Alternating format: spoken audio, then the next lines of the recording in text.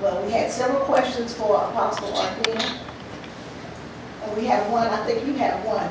So I'm gonna let you go ahead on, because I think everybody had a chance to speak on the panel. Except for somebody back there that's hiding. I'm not hiding, I'm having some responsibility. We're going to let you speak, and then we're gonna, because you have the most of the questions. And this is it. That's the one that I have. And I would like for missionary, if you have anything you want to add to that when they finish, I would like for you to give your input on that, even from a medical perspective. The one that I have is, what can I do to make myself feel better in the Lord? People say I'm pretty, but it always have to deal with my skin color. Being a young lady in the Lord, how should I act and how do I know if a guy is right for me? Because today you just don't know. A lot of guys just say that you something. You know, they write me on these, pretty hair when I don't understand that. Amen.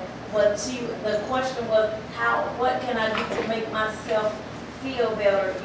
A lot of times, we try to do things that the world do to make ourselves feel better. But, I charge everybody to be not conformed to this world, but be transformed by the renewing of their mind. And that's what I had to do, get my mind focused on the Lord. I was a young lady coming up in the Lord, a young lady, didn't understand a whole lot, and, was being conformed to the world, even though I had the word in me, but I wasn't living it. I was more conformed. But when I got tired of the trials and tribulations, yet we're going to have them in the Lord. Amen. But I've learned that the joy of the Lord is my strength. So what I had to learn to do, I had to get my mind focused, because everything started in the mind. Amen. I had to realize, listen, I'm tired of following what the world do. I'm tired of trying to look like them. Tired of trying to act like them. Amen. Let me try God's way. Amen. And when I realized that I truly could not be conformed to this world, let me tell you, my life changed. When I got on the path, amen, and started walking the right course for the Lord, and people come up and say, you pretty, you this, you that. Listen, receive it, say thank you, amen. And most of the time, when the wrong guy are presented to us, we know. Sometimes we try to pretend like we don't know. God show us. Amen. He even show us when we're wrong and when we're right. Amen. But when the wrong guy appear, just because we like that flesh, we'll tend to overlook all that and say, well, I got what it takes to change him. Listen, you don't have what it takes to change him, but we serve a God that has what it takes to change him. Amen. So if you, amen, you continue, amen, to stay on the right course, and you continue, amen, to live a life pleasing unto God, amen, and then He will want to serve the God that you serve, and if He's already in God and playing church, amen, and He see that you for real, and if He want you and He have found you, then He'll get on the right course. But 99.9% of the time, we know when He's not right. But that flesh is saying He sure look good. And I believe I can tell, you better cast down those imaginations. Amen. Amen. Because we can pretend like even when my husband first we got together, I pretend like I was just this little quiet person type. But it only worked for a little while. Amen. Then the true color will show. Amen. So we will know. But when you're serious for the Lord, don't be conformed. Don't try to do what the worldly people do. Don't try to do what you just stay the course. Amen. God will take care of you. Amen. He will supply everything you need, even a husband. Amen. He will send somebody to find you. Amen. You don't have to look for nobody. You just have to be in right standing and right position with God. And if you don't know your identity and who you are, then anybody can come and be with you and knock you off your feet. And before you know it, you have strayed away from the Lord. But stay the course, stay unmovable, stand on the word. Amen. And God will lead and guide every step of your life. Amen. That's how I had to do it. Amen. I had to put on these,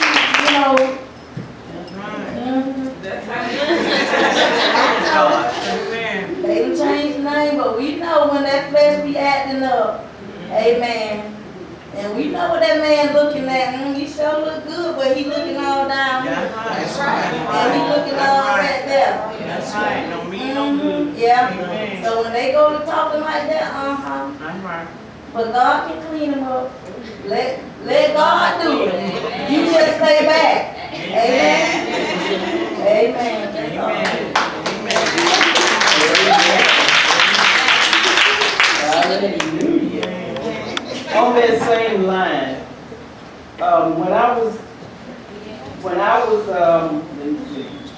when I was about third or fourth grade,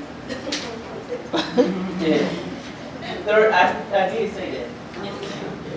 Third or fourth grade, might have been second grade. I had already decided who my husband was going to be.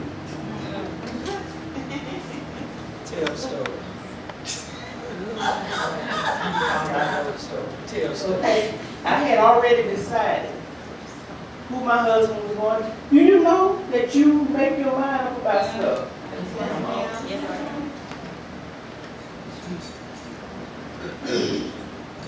I'm gonna give y'all two statistics, well, kind of semi-statistics.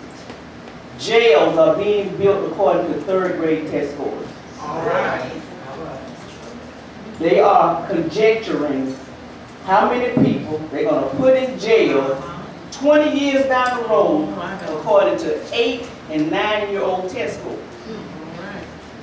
A child has already determined whether he is going to college by third grade.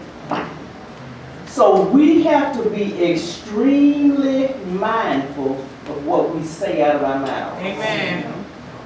We got to be extremely careful about our thinking processes because we are going to reap a harvest. Yes. You know, as a man thinks. So I see. All right?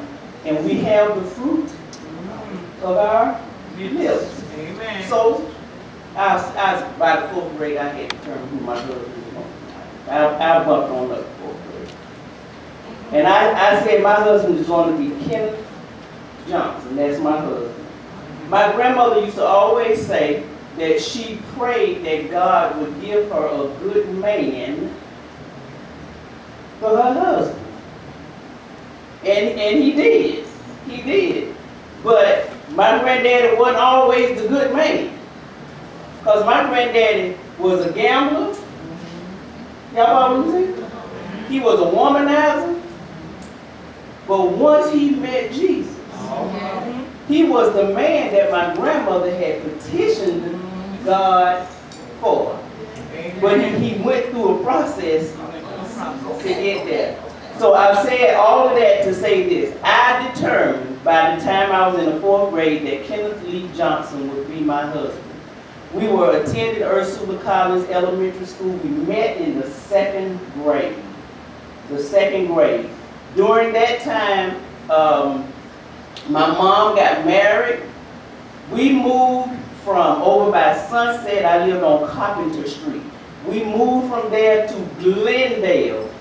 My husband's mother was a teacher, and at that time they started the integration process. And so she was transferred to teach at Roy E. Rollins from Collins, and he ended up going to his neighborhood school, which was Peter S. Hunt? W.S. Hunt. All right. And when my mom got married and we moved to Glendale, I went to Wilkerson Garden. 8th grade. Josie had 8th grade. I went to Josie on my auntie's address because she lived on Carver in the Sunset. My husband went to T.W. Josie on his cousin's address who lived on Sunset Avenue. So we met up back up at T.W. Josie High School in the 8th grade, one of the few schools that had 8th graders in the high school. By then, I was well into Pentecostalism. All right, y'all understand? Yes.